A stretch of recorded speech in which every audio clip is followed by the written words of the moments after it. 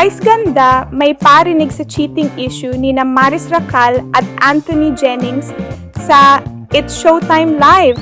Nagkaroon ng ingay sa social media matapos ang tila makahulugang komento ni Vice ganda na iniuugnay ng mga netizens sa controversial na cheating issue ni na Maris Racal at Anthony Jennings.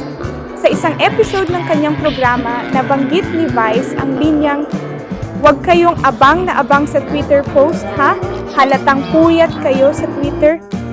Bagamat walang pinangalanan, maraming nakapansin na ang pahayag na ito ay sumakto sa mga usap-usapan tungkol sa issue ni Maris Racal agad, na nagtrending ang naturang pahayag sa iba't ibang social media platforms. Maraming netizens ang nag-speculate na updated si Vice sa mainit na chismis, lalo na't naging laman ng Twitter ang umano'y cheating issue na ginawa ni Maris at ni Anthony.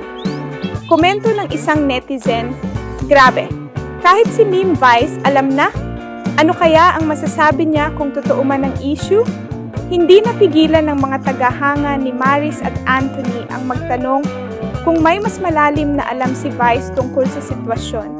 Habang patuloy ang usapin, nananatiling tahimik sina Maris at Anthony tungkol sa mga paratang na ibinabato sa kanila.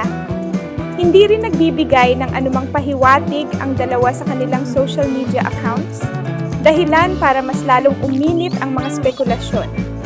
Samantala, pinili naman ng iba pang netizens na mag-focus sa career achievements ng dalawa kaysa sa mga kontrobersyang pinasasangkutan nila. Sa kabila ng lahat, mukhang alam ni Vice at ng It's Showtime host ang issue tungkol kina Maris at ni Anthony. Mag-like, comment at subscribe. Kana for more videos.